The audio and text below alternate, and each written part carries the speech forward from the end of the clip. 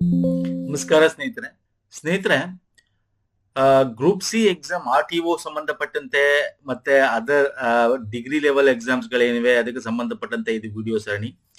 ನಾವೇನು group C below degree start ಮಾಡಿರೋದನ್ನ continue ಮಾಡ್ಕೊಳ್ಳೋಣ. ನಾವು ಇತ್ತೀಚೆಗೆ ಮಾಡಿರ್ತಕ್ಕಂಥ ಎಲ್ಲಾ ವಿಡಿಯೋಸ್ಗಳು ಗ್ರೂಪ್ ಸಿ ಎಕ್ಸಾಮ್ ರಿಲೇಟೆಡ್, ಅದು PDO ಆಗಿರ್ಬೋದು, ಬಿಲೋ ಅಕೌಂಟೆಂಟ್ ಆಗಿರ್ಬೋದು, below degree and degree level ಎಲ್ಲ ವಿಡಿಯೋಸ್ಗಳು ಒಂದು ಪ್ಲೇ ಲಿಸ್ಟ್ ಅಲ್ಲಿ ಇದೆ. ನಿಮ್ಗೆ ಇಲ್ಲಿ ಹೋದ್ರೆ 100+ ವಿಡಿಯೋಸ್ಗಳು ಸಿಗುತ್ತೆ. ಸೊ ನೋಡಿ, ಅದನ್ನ ಫಾಲೋ ಮಾಡ್ಕೊಳ್ಳಿ, ಎಷ್ಟಾಗದಷ್ಟು ರಿವಿಷನ್ಸ್ ಮಾಡಿ. ನಾನು ಲಿಂಕ್ನ ಇದೇ ವಿಡಿಯೋದ ಕೆಳಗೆ ಡಿಸ್ಕ್ರಿಪ್ಷನ್ ಬಾಕ್ಸ್ ಅಲ್ಲಿ ಕೊಟ್ಟಿರ್ತೀನಿ, ಪ್ಲೇ ಲಿಸ್ಟ್ ಲಿಂಕ್. ಓಕೆ, ಹಾಗೆ ನಮ್ಮ ಟೆಲಿಗ್ರಾಮ್, ಇನ್ಸ್ಟಾಗ್ರಾಮ್ ಫಾಲೋ ಮಾಡಿ ಎಲ್ಲ ಮಾಡ್ಕೊಳ್ಳಿ ಸ್ನೇಹಿತರೆ. ಅದರ ಲಿಂಕ್ ಕೂಡ ಇದೇ ವಿಡಿಯೋದ ಕೆಳಗೆ ಡಿಸ್ಕ್ರಿಪ್ಷನ್ ಬಾಕ್ಸ್ ಅಲ್ಲಿ ಇದೆ. ಫೈನ್ ಸರ್, ಬನ್ನಿ ನಾನು ಡೈರೆಕ್ಟ್ ಆಗಿ ಕ್ವಶನ್ಸ್ ಬರ್ತೀನಿ. ಸಿಂಪಲ್ ಆಗಿರೋದು ಬರುತ್ತೆ, ಸ್ವಲ್ಪ ಡಿಫಿಕಲ್ಟಿ ಇನ್ನೂ ಇರುತ್ತೆ. ಎರಡು ರೀತಿಯ ಮಿಕ್ಸ್ಚರ್ ಆಫ್ ಕ್ವಶನ್ಸ್ ಇದೆ ಸ್ನೇಹಿತರೆ. ಡೀಟೇಲ್ ಆಗಿ ನೋಡೋಣ ಬನ್ನಿ. ಚರ್ಮ ತೊಳೆದರೆ ಡ್ಯಾಶ್ ಪೂರ್ಣಗೊಳಿಸಿ ಅಂದ್ರೆ ಇದನ್ನ ವಾಕ್ಯನ ಪೂರ್ಣಗೊಳಿಸ್ಬೇಕು. ನಾವು ಗಾದೆ, ಒಗಟು ಇವೆಲ್ಲ ಕೂಡ ಬರ್ತವೆ ಎಕ್ಸಾಮ್ಗಳಲ್ಲಿ. ಅದೇ ರೀತಿ ಇದು ಕೂಡ ಚರ್ಮ ತೊಳೆದರೆ ಕರ್ಮ ಹೋದೀತೆ ಅಲ್ವಾ. ಚರ್ಮ ತೊಳ್ಕೊಂಡ್ರೆ ನೀವು ಮೇಲ್ಗಡೆ ಅದು ಈಗ ಅಂತರಂಗ ಶುದ್ಧಿ ಬಹಿರಂಗ ಶುದ್ಧಿ ಅಂತೀವಿ ಅಲ್ವಾ. ನೀವು ಮೇಲ್ಗಡೆ ಎಷ್ಟೇ ಸ್ನಾನ ಮಾಡ್ಕೊಂಡು ಚೆನ್ನಾಗಿದ್ರು, ಒಳಗಡೆ ನಿಮ್ದು ಮನಸ್ಸಿನಲ್ಲಿ ಕಚಡಗಳು ತುಂಬಿಕೊಂಡು ಕೆಟ್ಟದಾದ ಯೋಚನೆ ಮಾಡ್ತಾ ಇದ್ರೆ ಏನಾಗುತ್ತೆ? ಇಟ್ ಈಸ್ ನಾಟ್ ಏನೋ ಅಂತರಂಗ ಶುದ್ಧಿ. ಬಹಿರಂಗಕ್ಕಿಂತ ಅಂತರಂಗ ಶುದ್ಧಿ ತುಂಬಾ ಇಂಪಾರ್ಟೆಂಟ್. ಸೊ ಚರ್ಮ ತೊಳೆದರೆ ಕರ್ಮ ಓದಿತೆ, option 1 is the right answer. Next, ಬರಹದ ಇತಿಹಾಸದಲ್ಲಿ ಮೊದಲನೆಯ ಘಟ್ಟ. ತುಂಬಾ ಇಂಪಾರ್ಟೆಂಟ್ ಕ್ವಶನ್ ಇದು, ಪದೇ ಪದೇ ಕೇಳ್ತಾನೆ ಇದನ್ನ. ಭಾವಲೇಖನ, ಚಿತ್ರಲೇಖನ, ಧ್ವನಿ ಲೇಖನ, ಅಕ್ಷರ ಲೇಖನ ಅಂತಿದೆ. ನೋಡಿ, ಬರಹದ ಇತಿಹಾಸ ಅಂದ್ರೆ ಸಿಂಪಲ್ ಸರ್. ಈಗ ಯಾವುದೇ ಒಂದು ಮಗು ಆಗ್ಲಿ ಯಾರಿಗೆ ನೀವು ಏನು ಅಕ್ಷರ ಕಳಿಸ್ಬೇಕಂದ್ರೆ ಈಗ ಆ ಅಂತ ಕಳಿಸ್ತೀರಾ, ಆ ಅಂತ. ನೋಡಿ, ಈಗ ಫಸ್ಟೇ ಬರೆಯಲ್ಲ ಈ ಮಗು. ಯಾರ್ದಾದ್ರು ನೋಡಿ ಅದನ್ನ ಈಗ ಇದನ್ನ ಬರಿಬೇಕು ತಿದ್ಬೇಕು ನೋಡುತ್ತೆ ಫಸ್ಟ್. ಈಗ ಸಿಂಹ ಅಂತ ಹೆಂಗ್ ಗೊತ್ತಾಗತ್ತೆ? ಚಿತ್ರವನ್ನು ತೋರಿಸ್ತೀವಿ. ಸೊ ಫಸ್ಟ್ ಮೊದಲನೇ ಘಟ್ಟ ಯಾವುದು ಅಂದ್ರೆ ಚಿತ್ರಲೇಖನ. ಚಿತ್ರಲೇಖನ ಮೊದಲನೇ ಘಟ್ಟ ಆಗುತ್ತೆ. ಆಮೇಲೆ ಬೇರೆ ಅಕ್ಷರ ಲೇಖನ ಬರುತ್ತೆ, ಧ್ವನಿ, ಭಾವ ಇವೆಲ್ಲ ಆಮೇಲೆ ಬರ್ತಕ್ಕಂಥದ್ದು. ಫಸ್ಟ್ ಚಿತ್ರ ತೋರಿಸ್ತೀವಿ. ಅದಕ್ಕೆ ಈಗ ನೋಡಿ, ಮೂಗರು ಇರ್ತಾರೆ, ಅವ್ರು ಫಸ್ಟ್ ಏನ್ ತೋರಿಸಿ ಚಿತ್ರ ತೋರಿಸ್ತೀವಿ ಅಲ್ವಾ. ಎಸ್. ನೆಕ್ಸ್ಟ್, ಹೆಚ್ಚು ಅಂತರ್ಮುಖಿಯಾದ ಅಭಿವ್ಯಕ್ತಿಯಲ್ಲಿ ಪ್ರಾಧಾನ್ಯತೆ ತೋರುವ ಸಾಹಿತ್ಯ ಘಟ್ಟ. ಅಭಿವ್ಯಕ್ತಿ, ಅಂತರ್ಮುಖಿ, ಅಂತರಂಗ, ವೆರಿ ಇಂಪಾರ್ಟೆಂಟ್. ಅಭಿವ್ಯಕ್ತಿ ನೋಡಿ, ನಮ್ಮ ಸಾಹಿತ್ಯ ಘಟ್ಟದಲ್ಲಿ ನೋಡೋದಾದ್ರೆ ಹಳೆಗನ್ನಡ, ತುಂಬಾ ಹಳೆಗನ್ನಡ ಅಂತ ಹೇಳ್ತೀವಿ, ನಡುಗನ್ನಡ, ಹೊಸಗನ್ನಡ. ಹೊಸಗನ್ನಡದಲ್ಲಿ ನೀವು ನೋಡೋದಾದ್ರೆ ನವೋದಯ, ನವ್ಯ, ಪ್ರಗತಿಶೀಲ, ಬಂಡಾಯ ಇವೆಲ್ಲ ಹೊಸಗನ್ನಡಕ್ಕೆ ಬರ್ತಕ್ಕಂಥದ್ದು. ಇದೆಲ್ಲ ನಿಮ್ಗೆ ಗೊತ್ತಿರಬೇಕು, ವೆರಿ ಇಂಪಾರ್ಟೆಂಟ್. ಮುಂದೆ ತಗೊಳ್ತೀನಿ ಕ್ವಶನ್ಸ್, ಪ್ರೀವಿಯಸ್ ಕೂಡ ಮಾಡಿದೀವಿ, ಬಟ್ ಮುಂದೆ ತಗೊಳ್ಳೋಣ ಕ್ವಶನ್ಸ್ಗಳು. ಇದನ್ನ ಇಲ್ಲಿ ಕನ್ಫ್ಯೂಸ್ ಆಗಿದೆ ನಿಮಗೆ, ನವೋದಯನ ನವ್ಯನ ಅಂತ. ನೋಡಿ, ಅಂತರಂಗ ಓಕೆ, ಅಂತರ್ಮುಖಿ, ಅಭಿವ್ಯಕ್ತಿಯಲ್ಲಿ ಪ್ರಾಮುಖ್ಯತೆ ಅಥವಾ ಪ್ರಾಧಾನ್ಯತೆ, ಇಂಥ ಸಾಹಿತ್ಯನ ನಾವು ನವ್ಯ ಸಾಹಿತ್ಯ ಅಂತ ಕರಿತೀವಿ. Very important. ನವೋದಯಕ್ಕೆ ಏನ್ ಡಿಫ್ರೆನ್ಸು ಅದು ಹೇಳ್ತೀನಿ. ನೋಡಿ, ನವ್ಯ ಅಂತಕ್ಕಂಥದ್ದು ನೋಡೋದಾದ್ರೆ ಇದು ನಮಗೆ ಸ್ವತಂತ್ರ ನಂತರ ಅಂದ್ರೆ ನಮಗೆ ಇತ್ತೀಚೆಗೆ ಬಂದಿರತಕ್ಕಂಥ ಸಾಹಿತ್ಯ ಅಂತ ಹೇಳ್ಬೋದು. ನವೋದಯ 14-15ನೇ ಶತಮಾನದಲ್ಲೇ ಬರುತ್ತದು. 19ನೇ ಶತಮಾನದಲ್ಲಿ ಅದು ತುಂಬಾ ದೊಡ್ಡದಾಗಿ ಬೆಳೀತಕ್ಕಂಥದ್ದು. ಇಲ್ಲಿ ನವೋದಯ ಅಂದ ತಕ್ಷಣ ನೋಡಿ, ನವ್ಯ ಅಂದ ತಕ್ಷಣ ನವ್ಯ ಪ್ರಕಾರ ಕನ್ನಡ ಭಾಷೆಯ ಸಾಮರ್ಥ್ಯವನ್ನು, ಅಭಿವ್ಯಕ್ತಿಯ ಮಟ್ಟವನ್ನು ಹೆಚ್ಚಿಸತಕ್ಕಂಥದ್ದು. ಅತಿ ಸೂಕ್ಷ್ಮವಾದ ಅಂತರಂಗ, ಅಂತರ್ಮುಖಿ ಅಥವಾ ಅಂತರಂಗ ಭೇದ ವಾಕ್ಯ. ಇದು ಹೆಂಗಿರುತ್ತೆ ಅಂದ್ರೆ ಒಂದ್ ರೀತಿ ಕನಸು ಕಾಣ್ತಾ ಇರೋ ರೀತಿ, ಚಿತ್ರಗಳು ಬಂದು ಬರೋ ರೀತಿ. ಯೂಶಲಿ ಇದನ್ನ ನವ್ಯ ಕವಿಗಳನ್ನ ನಾವು ಈಗ ಫಾರ್ ಎಕ್ಸಾಂಪಲ್ ನವ್ಯ ಕವಿಯ ಪಿತಾಮಹ ಯಾರು ಅಂತ ಕೇಳ್ತಾನೆ, ನಾವೇನ್ ಹೇಳ್ತೀವಿ? ಗೋಪಾಲ ಕೃಷ್ಣ ಅಡಿಗರು ಅಂತ ಹೇಳ್ತೀವಿ. ಅಂದ್ರೆ ಇವ್ರು ಯಾವ ರೀತಿ ಕಾವ್ಯ ರಚಿಸ್ತಾರೆ ಅಂದ್ರೆ ನಿರಾಶಾವಾದಿ ಬುದ್ಧಿಜೀವಿಗಳಂತೆ ಕಾವ್ಯವನ್ನು ರಚಿಸ್ತಾರೆ. ಚಮತ್ಕಾರಗಳು, ಕಾವ್ಯತಂತ್ರಗಳಿರ್ತವೆ. ಇನ್ನು ನವೋದಯಕ್ಕೆ ಬಂದ್ರೆ ನವೋದಯದ ಪಿತಾಮಹಗಳು ಯಾರೋ ಒಂದು BM ಶ್ರೀ ಆಗಿರ್ಬೋದು, ಕುವೆಂಪು, ಬೇಂದ್ರೆ, ಇವರೆಲ್ಲ ಆ ಒಂದು ಲಿಸ್ಟ್ ಅಲ್ಲಿ ಬರ್ತಾರೆ. ಪ್ರಮುಖವಾದ ಘಟ್ಟ ಏನು ನವೋದಯದ್ದು? ನವೋದಯ ಹೆಂಗಿರುತ್ತೆ ಅಂತಂದ್ರೆ ಭಾವಗಳು, ಭಾವಗೀತೆ, ಭಾವನೆಗಳು ಅದಕ್ಕೆ ಅತ್ಯಂತ ಹೆಚ್ಚು ಒತ್ತು ಕೊಡುತ್ತೆ. ಪ್ರಕೃತಿಗೆ ಸಂಬಂಧಪಟ್ಟಂತೆ, ಚಿಂತನೆಗೆ ಸಂಬಂಧಪಟ್ಟಂತೆ ಹಿಂಗೆ ಅದು ಹೋಗ್ತಾ ಇರುತ್ತೆ. ಈಗ ಫಾರ್ ಎಕ್ಸಾಂಪಲ್ ನಾನು ಈ ಕ್ವಶನ್ ಅರ್ಥ ಆಯ್ತಲ್ವಾ ನವ್ಯ ಅಂತ, ಈಗ ಇನ್ನೊಂದು ಕ್ವಶನ್ ತಗೋತೀನಿ ನೋಡಿ. ಭಾವುಕತೆ, ಪ್ರಕೃತಿ ಪ್ರೇಮ, ಆದರ್ಶಗಳನ್ನು ಒಳಗೊಂಡ ಸಾಹಿತ್ಯ ಘಟ್ಟ ಯಾವುದು? ನೋಡಿ, ಭಾವುಕತೆ ನಾನು ಇಲ್ಲಿ ಈಗ ತಾನೇ ಹೇಳಿದೆ. ಭಾವಗೀತೆಗಳು, ಕವನ, ಕಗ್ಗ, ವಚನ ಇವೆಲ್ಲ ಈ ನವೋದಯದ ಲಕ್ಷಣ ಪ್ರಕಾರಗಳಲ್ಲಿ ಸಿಗ್ತಕ್ಕಂಥದ್ದು.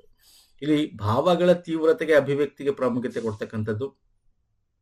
ಅದರಲ್ಲಿ ಭಾವಗೀತೆ ಬರುತ್ತೆ, ಕವನಗಳು ಬರುತ್ತೆ, ಪ್ರಕೃತಿಗೆ ಸಂಬಂಧಪಟ್ಟಂತೆ ನಾವು ನೋಡ್ತಕ್ಕಂಥದ್ದು. ಇವೆಲ್ಲ ನಮಗೆ ನವೋದಯ ಕಾಲಘಟ್ಟ ಅಂತ ಕರಿತೀವಿ.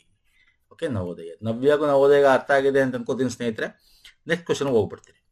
ಗೆರೆ ಎಳೆ ಪದದ ಸರಿಯಾದ ರೂಪವನ್ನು ಗುರುತಿಸಿ. ರವೀಂದ್ರನಾಥ ಠಾಕೂರರ ಸಾಹಿತ್ಯ ಉತ್ಕೃಷ್ಟವಾದುದು. ಉತ್ಕೃಷ್ಟ ಅನ್ನೋದು ಇಲ್ಲಿ ತಪ್ಪಿದೆ. ಯಾವ್ದು ಕರೆಕ್ಟ್ ಆಗಿರುತ್ತೆ ಪದ? ಈ ತರದೆಲ್ಲ ಕ್ವಶನ್ಸ್ ಬರ್ತವೆ. ಸೊ ಇದು ಈಸಿ ಕ್ವಶನ್ಸ್ ಇದೆ. ಸೊ ಆಪ್ಷನ್ ಯಾವ್ದು sir? 2. Option 2 is the right answer. Next ಬರ್ತೀನಿ. ಕಂದ ಪದ್ಯದ ಮೊದಲಾರ್ಧದಲ್ಲಿಯ ಮಾತ್ರೆಗಳ ಸಂಖ್ಯೆ ಎಷ್ಟು? ಕಂದ ಪದ್ಯದ ಮೊದಲಾರ್ಧದಲ್ಲಿನ ಮಾತ್ರೆಗಳ ಸಂಖ್ಯೆ. ಕಂದ ಪದ್ಯ ಅಂದ್ರೆ ಏನು ಸರ್? ಒಟ್ಟು 4 ಸಾಲುಗಳು ಅಂತ ಹೇಳ್ತೀವಿ. 1 ಮತ್ತು 2, 2 ಮತ್ತು 3 ಯಾವ್ದು ಫಟಾಫಟ್ ಅಂತ ಹೇಳ್ಬೇಕು. ಯಾವ ಸಾಲುಗಳು ಸಮವಾಗಿರುತ್ತೆ?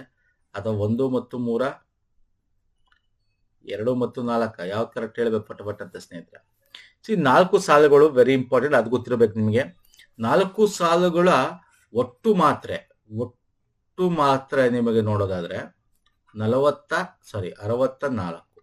ಇಲ್ಲಿ ಏನ್ ಕೇಳಿದಾನೆ? ಮೊದಲಾರ್ಧ ಅಂತ ಕೇಳಿದ್ದಾನೆ. ಮೊದಲಾರ್ಧ ಅಂದ್ರೆ ಅರ್ಥ ಏನು ಸರ್? ಅರ್ಧ ಅಂದ್ರೆ 2 ಸಾಲು. 2 ಸಾಲುಗಳು ಎಷ್ಟಾಗತ್ತೆ ಸರ್? 32. ಸೊ 32 ಇದೆಯಾ? ಇದೆ ಸರ್. ಸೊ ಕಂದ ಪದ್ಯ 4 ಸಾಲಿನ ಪದ್ಯ. 1 ಮತ್ತು 3ನೇ ಸಾಲು ಸಮ ಇಲ್ಲಿ. 2 ಮತ್ತು 4ನೇ ಸಾಲು ಸಮ. 1 ಮತ್ತು 3ರಲ್ಲಿ 4 ಮಾತ್ರೆ 3 ಗಣ ಇರುತ್ತೆ. 2 ಮತ್ತು 4 ಸಾಲ 4 ಮಾತ್ರೆ 5 ಗಣಗಳಿರುತ್ತದೆ. ಅಗೇನ್ ಇದೆಲ್ಲ ನಾವು ನಮ್ಮ ವ್ಯಾಕರಣ ವಿಡಿಯೋದಲ್ಲಿ ಎಕ್ಸ್ಪ್ಲೇನ್ ಮಾಡಿದ್ರೆ ಲಿಂಕ್ ಕೊಡ್ತೀನಿ. ವ್ಯಾಕರಣದ ವಿಡಿಯೋದ ಲಿಂಕ್ ಇದೆ, ವಿಡಿಯೋದ ಡಿಸ್ಕ್ರಿಪ್ಷನ್ ಬಾಕ್ಸ್ ಅಲ್ಲಿ ಕೊಡ್ತೇನೆ, ಅಲ್ಲಿ ಚೆಕ್ ಮಾಡಬಹುದು. ಕಂದ ಪದ್ಯ ಒಟ್ಟು ಮಾತ್ರೆ 64. ಸೊ ಹಾಗಾದ್ರೆ 1 ಮತ್ತು 3 ಸಮ, 2 ಮತ್ತು 4 ಸಮ. ಸೊ ದಿಸ್ ಇಸ್ ರಾಂಗ್ ಅಲ್ವಾ ಸರ್? ಸೊ 32 ಮೊದಲಾರ್ಧ. ಎಸ್, ನೆಕ್ಸ್ಟ್ ಬರ್ತೀನಿ. ತುಂಗೆ ಹರಿಯುತ್ತಿದೆ ಡ್ಯಾಶ್ ಲಿಂಗ ಪದವಾಗಿದೆ. ನೋಡಿ, ತುಂಗೆ ಅಂದ ತಕ್ಷಣ ಏನೋ? ತುಂಗೆ, ಗಂಗೆ ಇವೆಲ್ಲ ಸ್ತ್ರೀ ಅಲ್ವಾ? ಬಟ್ ಇಲ್ಲಿ ನದಿ ಅಂದ ತಕ್ಷಣ ಏನಾಗುತ್ತೆ? ನದಿ ನಪುಂಸಕ ಲಿಂಗ ಅಂತ ಕರಿತೀವಿ. ಇಲ್ಲಿ ತುಂಗೆ ಹರಿಯುತ್ತಿದೆ ಅಂದ್ರೆ ತುಂಗೆ ಹರಿತಾ ಇದ್ದಾಳೆ ಅಂತ ಇಲ್ಲ. ಹರಿಯುತ್ತಿದೆ ಅಂದ್ರೆ ನದಿ ಬಗ್ಗೆ, ಅಂದ್ರೆ ಸ್ತ್ರೀ ನಪುಂಸಕ ಲಿಂಗ. ಸ್ತ್ರೀ ನಪುಂಸಕ ಲಿಂಗ. ಯಾಕೆ ನದಿ ನಾವು ನಪುಂಸಕ ಲಿಂಗ ಅಂತ ಕರಿತೀವಿ? ನದಿನ ನಪುಂಸಕ ಲಿಂಗ. ಅದೇ ಅಕಸ್ಮಾತ್ ಇಲ್ಲಿ ತುಂಗೆ ಬದಲು ಕೃಷ್ಣ ಅಂತ ಕೊಟ್ಟಿದ್ರೆ ಆಗ ಏನಾಗ್ತಿತ್ತು? ಕೃಷ್ಣ ನಪುಂಸಕ ಲಿಂಗ ಆಗ್ತಿತ್ತು. ಕೃಷ್ಣ ನದಿ ಬಗ್ಗೆ ಕರ್ಕೊಟ್ಟಿದ್ರೆ. ನೆಕ್ಸ್ಟ್ ಬರ್ತೇನೆ. ಓಹೋ ಅದ್ಭುತ, ಶಿಲ್ಪಕಾರನು ನೋಡಲೇಬೇಕು. ಈ ವಾಕ್ಯದಲ್ಲಿನ ಅವ್ಯಯ ಶಬ್ದವನ್ನು ಗುರುತಿಸಿ. Very important sir. ಅವ್ಯಯ ಅಂತಕ್ಕಂಥದ್ದು ಇದೆಯಲ್ಲ, ಡೆಫಿನಿಷನ್ಸ್ ಕೇಳ್ತಾನೆ ಒಂದ್ಸಲ ಸ್ನೇಹಿತರೆ. ಅವ್ಯಯ ಅಂದ್ರೆ ಏನು ಗೊತ್ತಿರಬೇಕು. ಅದರಲ್ಲಿ ಎಷ್ಟು ವಿಧಗಳಿದೆ ಇವೆಲ್ಲ ಮಾಡಿದೀವಿ. ಇಲ್ಲಿ ಅವ್ಯಯ ಪದ ಯಾವುದು ಅಂದ್ರೆ ಓಹೋ. ಯಾವ ಅವ್ಯಯ ಪದ ಅದು ಗೊತ್ತಿರಬೇಕು. ಒಂದ್ಸಲ ಕೇಳಬಹುದು. ಆಪ್ಷನ್ ಅಲ್ಲಿ ನಿಮ್ಗೆ ಇಲ್ಲಿ ಇರ್ತಕ್ಕಂಥ ಅವ್ಯಯ ಯಾವ ಅವ್ಯಯ ಪದ ಅಂತ ಕೇಳಬಹುದು. ಸಾಮಾನ್ಯ ಅರ್ಥಕ ಅವ್ಯಯ ಇದೆ, ಸಾಮಾನ್ಯ ಅರ್ಥಕ ಅವ್ಯಯ, ಭಾವಸೂಚಕ ಇದೆ, ಕ್ರಿಯಾತ್ಮಕ ಇದೆ. ಓಹೋ ಅಂತಕ್ಕಂಥದ್ದು ಭಾವಸೂಚಕ ಅವ್ಯಯ. ಇಲ್ಲಿ ನೋಡಿ, ಓಹೋ, ಅಯ್ಯೋ, ಬಳಿರೆ, ಆಹಾ, ಓಹೋ, ಓ, ಆಹಾ, ಓ, ಇವೆಲ್ಲ ಭಾವಸೂಚಕ ಅವ್ಯಯ. ಬೇಗನೆ, ಮೆಲ್ಲಗೆ, ತಟ್ಟನೆ, ಸುಮ್ಮನೆ ಇವೆಲ್ಲ ಸಾಮಾನ್ಯಾರ್ಥಕ ಅವ್ಯಯ. ಕ್ರಿಯಾರ್ಥಕ ಅಂತಕ್ಕಂಥದ್ದು ಹೌದು, ಅಲ್ಲ, ಸಾಕು, ಬೇಡ ಅಂತಕ್ಕಂಥದ್ದು. ಸಂಬಂಧ ನೋಡಿ, ಇವೆಲ್ಲ ಕೇಳಿದಾನೆ ಎಕ್ಸಾಮ್ ಅಲ್ಲಿ. KPSC ವಿವಿಧ ಎಕ್ಸಾಮ್ಗಳಲ್ಲಿ ಕೇಳಿದಾನೆ. ಸಂಬಂಧಾರ್ಥಕ ಅವ್ಯಯ ಅಂದ್ರೆ ಮತ್ತು, ಅಥವಾ, ಅದರಿಂದ ಇದರ ನಡುವೆ ಸಂಬಂಧವನ್ನ ಕಲ್ಪಿಸ್ತಕ್ಕಂಥದ್ದು ವಾಕ್ಯಗಳ ನಡುವೆ. ಆಗ್ತದೆ. ಅವನ ಅವತರಣಾರ್ಥಕ ಅವ್ಯಯ ಕೂಡ ಇದೆ. ಅವನೇ, ಅದುವೇ, ನೀನೇ, ಅವಳೇ, ಅವರೇ, ಏ ಅಂತ ಬರುತ್ತಲ್ಲ, ಅದನ್ನ ನಾವು ಏನಂತ ಕರಿತೀವಿ? ಅವತರಣಾರ್ಥಕ ಅವ್ಯಯ ಅಂತ ಕರಿತೀವಿ. ಇದನ್ನ ಕೇಳಿದಾನೆ ಸ್ನೇಹಿತರೆ ಎಕ್ಸಾಮ್ಗಳಲ್ಲಿ, ನೋಡ್ಕೊಳ್ಳಿ. ಸೊ ನೆಕ್ಸ್ಟ್ ಕ್ವಶನ್, ಇಲ್ಲಿ 3ನೇದು ರೈಟ್ ಆನ್ಸರ್ ಓಹೋ, ಅವ್ಯಯ ಶಬ್ದ. ಸೊ ನೆಕ್ಸ್ಟ್ ಬರ್ತೀನಿ. ಪ್ರಮಾಣವಾಚಕ ಶಬ್ದಗಳಿಗೆ ಉದಾಹರಣೆ. ಪ್ರಮಾಣ ಎಷ್ಟು ಪ್ರಮಾಣದಲ್ಲಿ ತಗೊಬಂದಿದ್ಯಾ ಅಂತ ಕೇಳ್ತೀವಿ. ಅಂದ್ರೆ ಕ್ವಾಂಟಿಟಿ. ಕ್ವಾಂಟಿಟಿ ಅಂತಕ್ಕಂಥದ್ದು ಇಲ್ಲಿ ಯಾವ್ದು ತೋರಿಸುತ್ತೆ? ಅಂತಹ, ಇಂತಹನ ಇಲ್ಲ, ಹಾಗೆ ಹೀಗೇನ ಇಲ್ಲ. ಹಲವು, ಕೆಲವು, ಅಷ್ಟು, ಇಷ್ಟು ಅಂತ ಹೇಳ್ತೀವಲ್ಲ, ಇಷ್ಟು ಅಲ್ವಾ, ಅಷ್ಟು, ಇಷ್ಟು, ಇವೆಲ್ಲ ನಾವು ಪ್ರಮಾಣವಾಚಕ. ನೋಡಿ, ವಸ್ತುವಾಚಕಗಳಲ್ಲಿ ನಾವು ನೋಡೋದಾದ್ರೆ ನಿಮ್ಗೆ ಇಲ್ಲಿ ಗುಣವಾಚಕ, ರೂಢ, ಇಲ್ಲಿ ನೋಡಿ ವಸ್ತುವಾಚಕ ಸಹಜನಾಮಗಳಲ್ಲಿ ಬರುತ್ತಿದೆ ವಸ್ತುವಾಚಕ.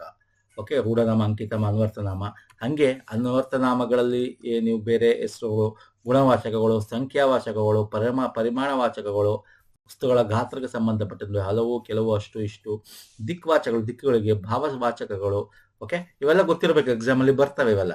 ಇಲ್ಲಿ ಒಂದು ಕನ್ಫ್ಯೂಷನ್ಸ್ ಕ್ರಿಯೇಟ್ ಆಗುತ್ತೆ ನಿಮಗೆ, ಅದನ್ನ ಕ್ಲಿಯರ್ ಮಾಡ್ತೇನೆ ಇಲ್ಲಿ. ಈಗ 1, 2 ಅಂತ ಕೊಟ್ಟ ಅಂತ ಇಟ್ಕೊಳ್ಳಿ, ಅಥವಾ 1ನೇಯ 2ನೇಯ. 1, 2 ಕೊಟ್ರೆ ಸಂಖ್ಯೆ ವಾಚಕ ಅಥವಾ ಸಂಖ್ಯಾವಾಚಕ ವಾಚಕ. ಓಕೆ, ಅಕಸ್ಮಾತ್ 1ನೇ 2ನೇ ಅಂತ ಬಂದ್ರೆ ಇದು ಸಂಖ್ಯೆಯೇ ವಾಚಕ. ಓಕೆ, 1ನೇಯ 2ನೇಯ ಅಂತಿದೆ. ಬರೀ 1, 2, 3, 4 ಹಿಂಗ್ ಕೊಟ್ರೆ ಸಂಖ್ಯಾವಾಚಕ. ಸೊ ಈ ಎರಡು ಡಿಫ್ರೆನ್ಸ್ ನಿಮ್ಗೆ ಗೊತ್ತಿರಬೇಕು. ಸೊ ಎಲ್ಲನೂ ನಾನು ಡೀಟೇಲ್ ಆಗಿ ಹೇಳ್ತಾನೆ ಸ್ನೇಹಿತರೆ. 360 ಡಿಗ್ರಿ ಪಾಯಿಂಟ್ ಆಫ್ ಡಿಸ್ಕಸ್ ಮಾಡೋಣ. ಯಾಕಂದ್ರೆ ನಾವು ಇದೇ ಕ್ವಶನ್ಸ್ ಬರುತ್ತೆ ಅನ್ನೋಕ್ಕಿಂತ ನಾವು ಇದೇನು ಡಿಸ್ಕಸ್ ಮಾಡ್ತೀವಿ ಅದ್ರ ರಿಲೇಟೆಡ್ ಕ್ವಶನ್ಸ್ ಬರ್ಬೋದು ಎಕ್ಸಾಮ್ ಅಲ್ಲಿ ಅಲ್ವಾ. ಸೊ ಹಾಗಾಗಿ ಎಲ್ಲನೂ ಡೀಟೇಲ್ ಆಗಿ ಡಿಸ್ಕಸ್ ಮಾಡಬೇಕಾಗುತ್ತೆ. ಹೇಗೆ ನೆಕ್ಸ್ಟ್, ಕೀರ್ತನೆಗಳ ಜೊತೆಗೆ ಶ್ರೇಷ್ಠ ಕಾವ್ಯ ಕೃತಿಗಳನ್ನು ನೀಡಿದವರು ಯಾರು? ನೋಡಿ, ಕೀರ್ತನೆ ಜೊತೆಗೆ ಕಾವ್ಯ ಕೃತಿಗಳನ್ನು ನೀಡಿದವರು ಶ್ರೇಷ್ಠವಾದದ್ದು. ಈಗ ಮೋಹನ ತರಂಗಿಣಿ ಶ್ರೇಷ್ಠವಾದದ್ದು ಅಂತ ಕರಿತೀವಿ. ಯಾರು ಸರ್?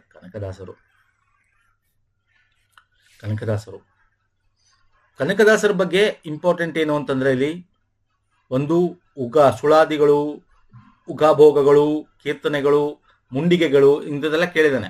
ಇದನ್ನ ರಚಿಸಿದ್ದು ಯಾರು ಅಂದ್ರೆ ಇದೆಲ್ಲ ದಾಸ ಸಾಹಿತ್ಯದಲ್ಲಿ ಬರುತ್ತೆ. ನೋಡಿ, ಕನ್ನಡ ಸಾಹಿತ್ಯದಲ್ಲಿ ಸುಳಾದಿಗಳು, ಉಗಭೋಗಗಳು ಇವೆಲ್ಲ ಕೇಳಿದಾನೆ ಎಕ್ಸಾಮ್ ಅಲ್ಲಿ. ಇದು ಯಾವ ಸಾಹಿತ್ಯ ಪ್ರಕಾರ ಅಂತ?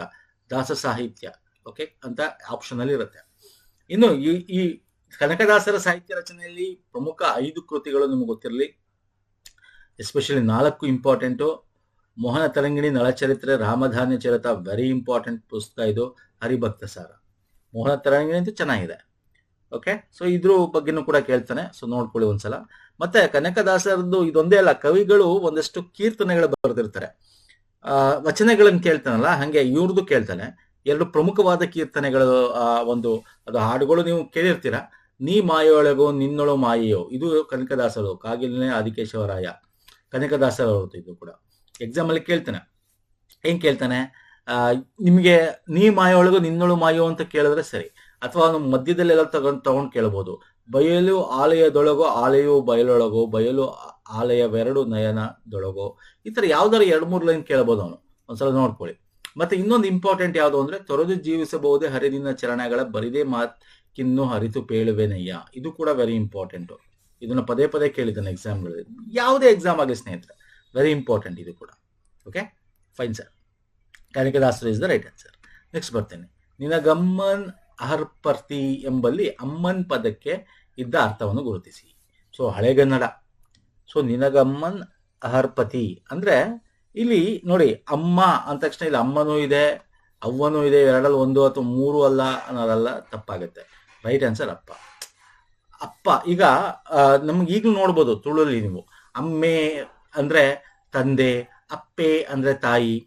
ಓಕೆ, ಹಳೆಗನ್ನಡದಲ್ಲಿ ಅಮ್ಮೆ ಅಂದ್ರೆ ತಂದೆ. ಈಗಲೂ ಕೂಡ ತುಳುಲಿ ನೀವು ನೋಡಿರ್ತೀರ ಫಿಲಮ್ಗಳಲ್ಲೆಲ್ಲ ಈ ಭಾವ ಯೂಸ್ ಮಾಡ್ತಾರೆ, ತುಳು ಭಾಷೆಯಲ್ಲಿ ಇದು ಮಾಡ್ತಾರೆ. ಹಾಗೆ ಅಮ್ಮನ್ನ ನಾವು ಹಳೆಗನ್ನಡದಲ್ಲಿ ಅಮ್ಮನ್ ಅಂತಂದ್ರೆ ಅಪ್ಪ ಅಂತ ಅರ್ಥ ಇತ್ತು. Okay, so option 2 is the right answer. Manmatha ಶಬ್ದಕ್ಕೆ ಸಮಾನಾರ್ಥಕ ಅರ್ಥ ನೀಡದ ಪದ, ನೆಗೆಟಿವ್ ಸ್ಟೇಟ್ಮೆಂಟ್. ಎಕ್ಸಾಮ್ ಅಲ್ಲಿ ಇಂಥದ್ದು ಮಧ್ಯ ಕ್ವಶನ್ಸ್ ಬರುತ್ತೆ ಸ್ನೇಹಿತರೆ, ಓದ್ಕೋಬೇಕು ಕ್ಲೀನಾಗಿ. ಮನ್ಮಥ ಶಬ್ದಕ್ಕೆ ಸಮಾನಾರ್ಥಕ ಅಲ್ಲ ಅಂದ್ರೆ ಇಲ್ಲಿ 4ಅಲ್ಲಿ 3 ಕರೆಕ್ಟ್ ಇದೆ, 1 ತಪ್ಪಿದೆ ಅಂತ ಅರ್ಥ. ನೀವು ಕರೆಕ್ಟಾಗಿ ಓದಿಲ್ಲ ಅಂದ್ರೆ ಸಮಾನಾರ್ಥಕ ಪದ ಕೈಸರಲ್ಲಿ ಎಸ್ ಕರೆಕ್ಟ್ ಇದೆ ಅಂತ ಇದಕ್ಕೆ ಟಿಕ್ ಹಾಕ್ಬಿಡ್ಬೋದು, ಅಥವಾ ಕಮ್ಮಗೋಲ್ ಕರೆಕ್ಟ್ ಇದೆ ಟಿಕ್ ಹಾಕ್ಬಿಡೋದು, ಕರ್ಪುವಿಲ್ಲ ಟಿಕ್ ಹಾಕ್ಬಿಡೋದು. ಹಂಗಲ್ಲ, ಇಲ್ಲಿ ಯಾವುದು ನೀಡ ನೆಗೆಟಿವ್ ಸ್ಟೇಟ್ಮೆಂಟ್. ಪೊಡೆಯಲ್ಲರ ಅಲ್ಲ. ಪೊಡೆಯಲ್ಲರ ಅಂದ್ರೆ ಯಾರು? ವಿಷ್ಣು. ಸೊ ಇದು ಅಲ್ಲ. So option 2 is the right answer ಈ ಕ್ವಶನ್ಗೆ. ಐಸರಾಲ, ಕರ್ಪುವಿಲ್ಲ, ಕಮ್ಮಂಗೋಲ ಇದು ಮನ್ಮಥಕ್ಕೆ ಬೇರೆ ಬೇರೆ ಹೆಸರಲ್ಲಿ ಕರಿತೀವಿ. ಕೇಳ್ತಾನೆ, ಇದನ್ನೇ ಕೇಳಬೇಕು ಅಂತೇನಿಲ್ಲ ನಿಮ್ಗೆ. ನೋಡಿ, ಮನ್ಮಥನ ನನವಿಲ್ಲ ಬಲ್ಲಹ ಅಂದ್ರೆ ಹೂವನ್ನೇ ಬಾಣವಾಗಿ ಉಳ್ಳವನು. ಕಮ್ಮಂಗೋಲ ಅಂದ್ರೆ ಸಿಹಿಯಾದ ಬಾಹು ಉಳ್ಳವನು ಅಂತ. ಐಸರಾಲ ಅಂದ್ರೆ 5 ಬಾಹು ಉಳ್ಳವನು ಅಂತ. ಕರ್ಪುವಿಲ್ಲ ಅಂದ್ರೆ ಕಬ್ಬನ್ನು ಬಿಲ್ಲಾಗಿ ಹೊಂದಿರುವವನು ಅಂತ. ಕರ್ವುವಿಲ್ಲ ಅಂದ್ರೆ. ಓಕೆ, ಮನ್ಮಥನ ಬಗ್ಗೆ ಈ ತರ ಬೇರೆ ಬೇರೆ ಹೆಸರು ಕರೀತೆ. ಹಂಗೆ ವಿಷ್ಣು ಕೂಡ ಹೊಟ್ಟೆಯನ್ನ ನಾಭಿಯಲ್ಲಿ ಹೂವನ್ನು ಹೊಂದಿರ್ತಕ್ಕ, ಒಕ್ಕಳಲ್ಲಿ ಹೂವಿರುವವನು ವಿಷ್ಣು. ಅರ್ಥ ಆಗ್ತಿದೆಯಲ್ಲ? ಪೊಡೆಯಲಾರ ನೆನೆಸಮ್ ಅಂತ ಕರಿತೀವಿ. ಹಾಗೆ ಬೇರೆ ಬೇರೆನೂ ಕೇಳ್ಬೋದು ನಿಮ್ಗೆ. ನಾನು ಇಲ್ಲಿ ಎಕ್ಸ್ಟ್ರಾ ಇನ್ಫಾರ್ಮೇಶನ್ಸ್ ಕೂಡ ಕೊಡ್ತೀನಿ ನಿಮ್ಗೆ. ಹಿಮಗದಿರ, ಹಿಮಕಿರಣ ಅಥವಾ ಇಂಗದಿರ ಅಂತ ಚಂದ್ರನ ಕರಿತೀವಿ. ಓಕೆ, ಚಂದ್ರನ ಕರಿತೀವಿ. ಹಾಗೆ ಎಳೆದೆರ ಅಂತಕ್ಕಂಥ ಭೂಮಿಯನ್ನ ತೀರನ್ನಾಗಿ ಮಾಡಿಕೊಂಡು ಯಾರು? ಶಿವ. ಎಳೆದೆರನ, ಶಿವನ್ನ ಎಳೆದೆರ ಅಂತ ಕರಿತೀವಿ. ಸಾರಿ. ಹಾಗೆ ಪಗಲ್ಮಾಣ, ಹಗಲಿನ ಒಡೆಯ, ಬಿಸುಗದಿರ, ಬಿಸಿಯಾದ ಕಿರಣವುಳ್ಳವನು ಸೂರ್ಯನನ್ನ ಕರಿತೀವಿ. ಹಾಗೆ ಫಲವುಂ ನಾಗೆಯುಳ್ಳವನು ಅಂದ್ರೆ ವಾಸುಕಿ ಅಥವಾ ನಾಗದೇವತೆ ಅಂತ ಏನ್ ಕರಿತೀವಿ, ವಾಸುಕಿ ಅಥವಾ ಆದಿಶೇಷ ವಾಸುಕಿ ಇವ್ರನ್ನ ಹಲವು ನಾಲ್ಗಳೇ ಉಳ್ಳವನು ಅಂತ ಕರಿತೀವಿ. ಒಂದು ಕ್ವಶನ್ ತಗೊಂಡಿದ್ರ ಬಗ್ಗೆ ಒಂದು ಡಿಸ್ಕಸ್ ಮಾಡೋಣ. ಐಸಾಯಿ ಪದದ ಅರ್ಥ ಏನು? ಐಸಾಯಿ ಅಂದ್ರೆ ಇಲ್ಲಿ ಯಾವ್ದಿದೆ, ಇಹಲೋಕ ಇದೆ, ಪ್ರಶಸ್ತವಾದುದು ಇದೆ, ಕ್ರೈಸ್ತ ಧರ್ಮದವಾದ ಸಂಪತ್ತುಳ್ಳುವ ಅಂತಿದೆ. ಐಸಾಯಿ ಅಂತಕ್ಕಂಥದ್ದು ಕ್ರಿಸ್ತನ ಅನುಯಾಯಿ ಅಂತ ಬರುತ್ತೆ. ಕ್ರಿಸ್ತನ ಅನುಯಾಯಿ ಅಂದ್ರೆ ಕ್ರೈಸ್ತ ಧರ್ಮದವ ಅಂತ ಹೇಳ್ಬೋದು. ಇಲ್ಲಿ ಐಸಾಯಿ ಅಂತಕ್ಕಂಥದ್ದು ಇಸಾ ಮಹೀಹನ ಅಂದ್ರೆ ಕ್ರಿಸ್ತನ, ಯೇಸು ಕ್ರಿಸ್ತನ ನಾಯಿ ಅಂತ. ಇಸಾಯಿ ಒಂದ್ಸಲ ನಿಮ್ಗೆ ಇದನ್ನ ಐಸಾಯಿ ಬದಲು ಇಸಾಯಿ ಅಂತ ಕೂಡ ಕೊಡ್ತಾನೆ, ನಿಮ್ಗೆ ಇಸಾಯಿ ಅಂತ ಕೂಡ ಕೊಡ್ತಾನೆ. ಓಕೆ, ಸೊ ವೆರಿ ಇಂಪಾರ್ಟೆಂಟ್ ಇದು. ನೆಕ್ಸ್ಟ್ ನೋಡಿ, ಫಲವುಂ ನಾಗೆಯುಳ್ಳುವವಂ, ನಾನು ಈಗ ತಾನೇ ನಿಮಗೆ ತೋರಿಸ್ತಾ ಇದೆ ಅದನ್ನ. ಅಂದ್ರೆ ಹಲವು ನಾಗೆಯುಳುವವ ಅಂತ ಅಂದ್ಬಿಟ್ಟು ಅಂದರೆ ಅಂದ ತಕ್ಷಣ ಹಲವು ನಾಗೆಯುಳುವವ ಹೌದು ಇದು ಅಂತ ಹಾಕಿದ್ರೆ ತಪ್ಪು. Vasuki is the right answer.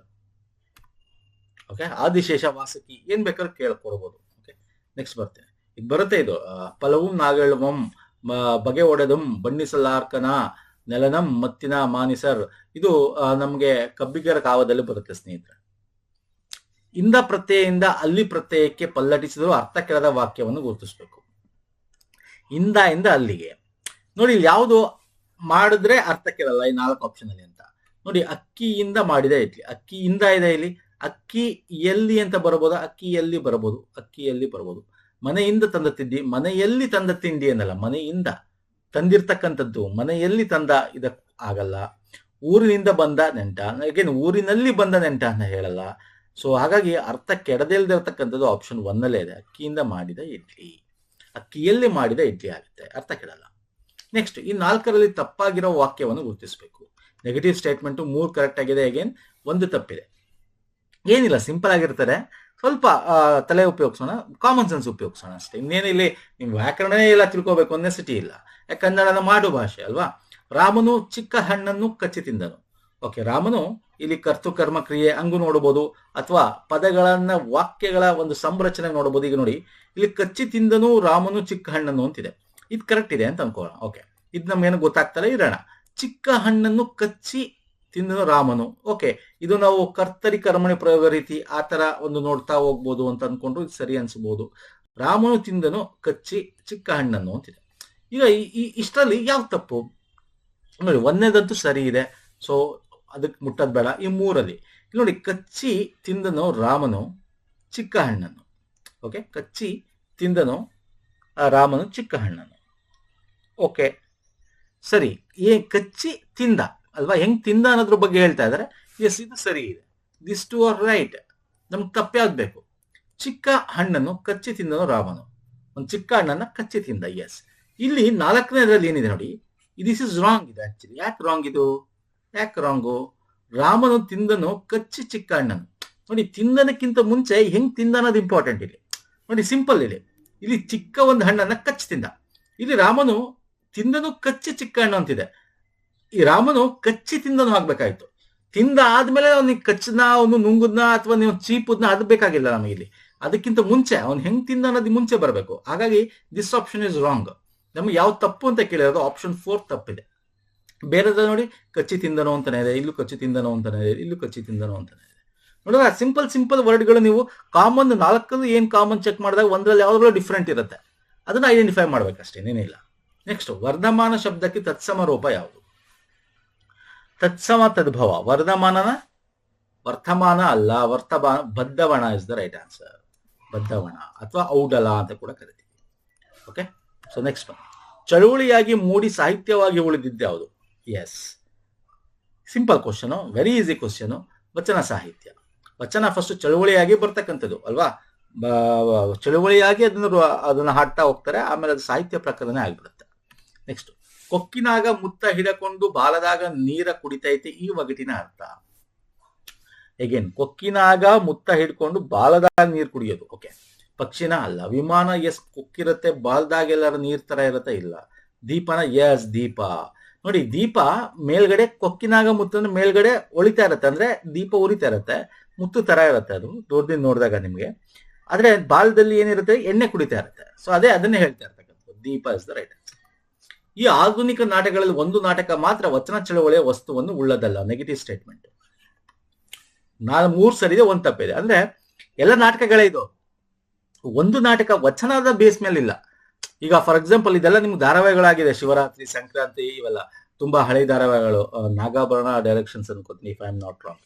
Okay, Sankranti is ಜನಪದಕ್ಕೆ ಸಂಬಂಧಪಟ್ಟದ್ದು, ವಚನ ಚಳವಳಿಯ ವಸ್ತುವನ್ನಾಗಿ ಇಟ್ಕೊಂಡು. ಶಿವರಾತ್ರಿ ಕೂಡ ಹೌದು, ಮಹಾಚೈತ್ರ ಹೌದು, ದ್ವಾದಶ ರಾತ್ರಿ ಮಾತ್ರ ಅಲ್ಲ. ಓಕೆ, ಇದು ನಾಟಕನೇ, ಬಟ್ ವಚನ ಸಾಹಿತ್ಯ ಇಲ್ಲ. ಇದನ್ನ ಮಾಸ್ತಿ ವೆಂಕಟೇಶ ಅಯ್ಯಂಗಾರ್ ಬರೆದಿರ್ತಕ್ಕಂಥದ್ದು. ದ್ವಾದಶ ರಾತ್ರಿ, ಚಂಡಮಾರುತ ಇವೆಲ್ಲ ನಾಟಕಗಳೇ, ಆದ್ರೆ ಇದು ಏನೋ ವಚನ ಸಾಹಿತ್ಯನ ಬೇಸಾಗಿ ಇಟ್ಕೊಂಡಿಲ್ಲ. ಆಯ್ತಾ, ಅರ್ಥ ಆಗ್ತಿದೆಯಲ್ಲ? ಎಸ್, ಈ 3 ವಚನ ಸಾಹಿತ್ಯನ ಬೇಸಾಗಿ ಇಟ್ಕೊಂಡಿರ್ತಕ್ಕಂಥದ್ದು. ಅರೆವೆನ್ಮಯ ಶಬ್ದದ ಅರ್ಥವೇನು? ಅರೆವೆನ್ಮಯ, ಅರೆ ಅಂದ್ರೆ ಅರ್ಧ ನೋಡಿ, ಸುಮ್ಮನೆ ಅಲ್ಲ, ಅರೆ ಉಚ್ಚ ಅಂತಾನೆ ಇದೆ, ಅಲ್ಲ, ಅರ್ಧನಾರೀಶ್ವರ ಶಿವನ ಅರೆವೆನ್ಮಯ ಅಂತ ಕರಿತೀವಿ. ದೆಕ್ಕಾಳ ಶಬ್ದದ ಅರ್ಥವೇನು? ದೆಕ್ಕಾಳ ಅಂದ್ರೆ ಏನರ್ಥ ಅಂದ್ರೆ, ಇಲ್ಲಿ ಸರಳ ಇದೆ, ಜಾನಪದ ಇದೆ, ಜಿಪುಣತ, ಆಡಂಬರ ಇದೆ. ಅಂದ್ರೆ ಮೇಕಪ್ ಮಾಡ್ಕೊಳ್ಳೋದು, ಸುಂದರವಾಗಿ ಕಾಣಿಸ್ಕೊಳ್ಳೋಕೆ ಟ್ರೈ ಮಾಡೋದು ಅಂದ್ರೆ ಆಡಂಬರ ಅನ್ನೋದು ಅರ್ಥ ಬರುತ್ತೆ. ದೆಕ್ಕಾಳೆ ತೆಚ್ಚ, ಸುಂದರ, ಘನತೆ, ಆಡಂಬರದವ ಅಂತ ಮೀನಿಂಗ್ ಬರುತ್ತೆ. ಓಕೆ, ಸೊ ಇದಿಷ್ಟು ಪ್ರಮುಖವಾಗಿ ಡಿಸ್ಕಸ್ ಮಾಡಿದ್ದೀನಿ ಸ್ನೇಹಿತರೆ. ಇಷ್ಟ ಆಗಿದೆ ಅನ್ಕೋತೀನಿ. ಲೈಕ್ ಮಾಡಿ, ವಿಡಿಯೋನ ಶೇರ್ ಮಾಡಿ. ಇದೇ ರೀತಿ ಕನ್ನಡ, ಇಂಗ್ಲಿಷ್ ಕಂಪ್ಯೂಟರ್ಗಳನ್ನು ಕೂಡ ತರ್ತೀನಿ. ಇತ್ತೀಚೆಗೆ ಬಂದಿರತಕ್ಕಂಥ ಕ್ವಶನ್ಸ್ಗಳನ್ನು ತಗೊಂಡು ಡಿಸ್ಕಸ್ ಮಾಡೋಣ. ಲೆವೆಲ್ಗಳು ಹೆಂಗೆ ಕೇಳ್ತಾನೆ ಗ್ರೂಪ್ಸ್ ಇಲ್ಲಿ ಅಂತ ತಿಳ್ಕೊಳ್ಳಿ. ಇನ್ನೇನು ನಿಮಗೆ ಎಕ್ಸಾಮ್ಸ್ಗಳ ಹತ್ರ ಇದೆ, RTO ಎಕ್ಸಾಮ್ ಆಗಿರ್ಬೋದು, ಅದ್ರ ನೆಕ್ಸ್ಟ್ ನಿಮಗೆ group C degree level exams ಆಗಿರ್ಬೋದು, ನಮ್ಮ ನೀರಾವರಿ ಇಲಾಖೆ ಅಡಿಯಲ್ಲಿ ಅಲ್ವಾ. ಸೊ ಇವೆಲ್ಲ ಬರುತ್ತೆ. ಸೊ ಡಿಸ್ಕಸ್ ಮಾಡೋಣ. ನಮ್ಮ ಟೆಲಿಗ್ರಾಮ್ ಮತ್ತು ಇನ್ಸ್ಟಾಗ್ರಾಮ್ ಫಾಲೋ ಮಾಡಿ ಮಾಡ್ಕೊಳ್ಳಿ. ಹಾಗೆ ನಾವು ಪ್ರೀವಿಯಸ್ ಮಾಡಿರ್ತಕ್ಕಂಥ ವಿಡಿಯೋ ಪ್ಲೇ ಲಿಸ್ಟ್ ಲಿಂಕ್ ಇದೇ ವಿಡಿಯೋದ ಕೆಳಗೆ ಡಿಸ್ಕ್ರಿಪ್ಷನ್ ಬಾಕ್ಸಲ್ಲಿ ಇರುತ್ತೆ. ಹಾಗೆ ನಾನು ಗ್ರಾಮರ್ ವಿಡಿಯೋನ ಕೂಡ ಲಿಂಕ್ ಕೊಡ್ತೀನಿ. ನೆಕ್ಸ್ಟ್ ವಿಡಿಯೋಲಿ ಪುನಃ ಸಿಗ್ತೀನಿ. ನಮಸ್ಕಾರ, ಧನ್ಯವಾದಗಳು. ಥ್ಯಾಂಕ್ ಯು ಸೋ ಮಚ್ ಸ್ನೇಹಿತರೆ.